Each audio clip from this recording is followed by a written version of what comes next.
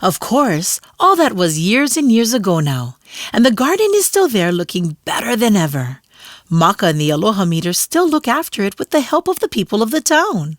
It has become a place for the community and is looked after by the community. The garden is bigger than ever and the harvests are plentiful.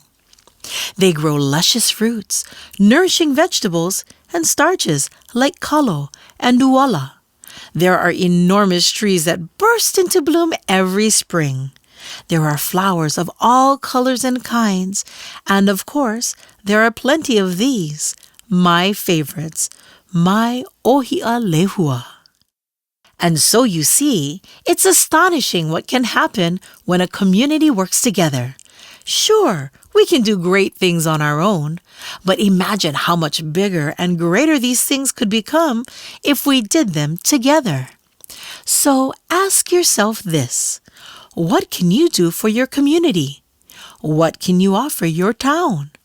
How can you help bring people together through the magic of Laulima?